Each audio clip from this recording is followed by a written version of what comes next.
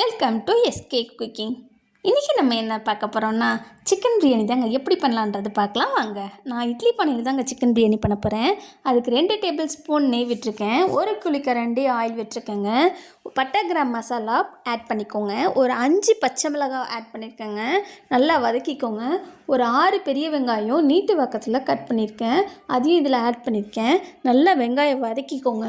நல்லா வெங்காயம் வதங்கி ப்ரௌன் கலரில் மாறணுங்க.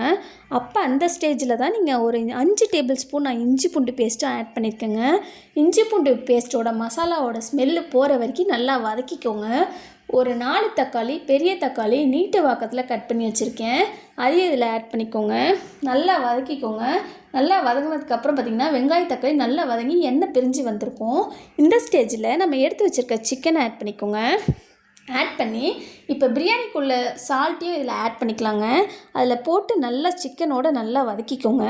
இப்போ நான் வீட்டில் அரைச்சிருக்க garam masala 1 tablespoon add பண்ணியிருக்கேன், ஒரு 1/2 tablespoon chilli powder add பண்ணியிருக்கேன், ஒரு 1/4 டேபிள் ஸ்பூன் மல்லித்தூள் ஆட் பண்ணியிருக்கேங்க, ஒரு கொத்து கருவேப்பிலையும் போட்டுக்கோங்க, ஒரு 1/2 பவுல் அளவு கொத்தமல்லியும் 1 பவுல் அளவு புதினாவை ஆட் பண்ணியிருக்கேன்.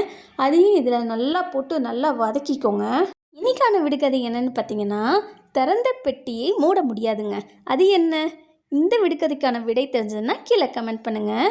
இப்போ பார்த்தீங்கன்னா நான் போட்டிருக்க மசாலா எல்லாமே சிக்கனோட நல்லா வதங்கிருச்சுங்க. சிக்கன் உள்ளே இறங்கி நல்லா ஜூஸியாக இருக்கும். இந்த ஸ்டேஜில் நான் 2 குழிக்கரண்டி தயிர் ஆட் பண்ணியிருக்கேங்க. நல்லா வதக்கிக்கோங்க. வதக்கி ஒரு ஹை ஃப்ளேமில் ஒரு 5 நிமிஷம் மூடி போட்டு வச்சிடலாங்க.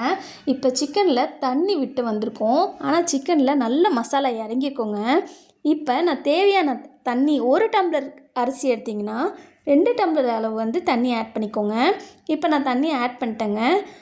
ஒரு லெமன் பிழிஞ்சு விட்டுருக்கேங்க, அதையும் நல்லா ஆட் பண்ணிக்கோங்க. மூடி வச்சிட்டிங்கன்னா ஒரு 10 நிமிஷம் கழித்து எடுத்து பார்த்திங்கன்னா நல்லா தண்ணி கொதிக்கோங்க. அந்த ஸ்டேஜில் நம்ம அரிசியை ஆட் பண்ணிக்கலாம். ஒரு 10 நிமிஷம் கழித்து எடுத்து பார்த்திங்கன்னா அரிசியும் தண்ணியும் நமக்கு தெரியணுங்க. இதுதான் நமக்கு தம்மு போடுற ஸ்டேஜுங்க. இப்போ நான் தோசைக்கல் அடுப்பில் வச்சுருக்கேன்.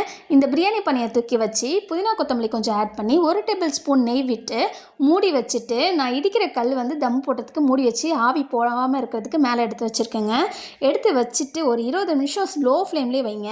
லோ ஃப்ளேம்லேயே வச்சதுக்கப்புறம் எடுத்து பார்த்திங்களா நம்மளோட சிக்கன் பிரியாணி சூப்பராக ரெடியாக இருக்குங்க. இந்த வீடியோ உங்களுக்கு பிடிச்சதுன்னா லைக் பண்ணுங்கள், ஷேர் பண்ணுங்கள், கமெண்ட் பண்ணுங்கள், சப்ஸ்கிரைப் பண்ணுங்கள், கூடவே பெல் பட்டனை கிளிக் பண்ணுங்கள். யாருக்குங்க அந்த பிரியாணி பிடிக்காது? எல்லாருக்கும் பிரியாணி பிடிக்கும். நீங்களே இப்படி தான் செய்வீங்களான்றதை கமெண்ட் பண்ணுங்கள்.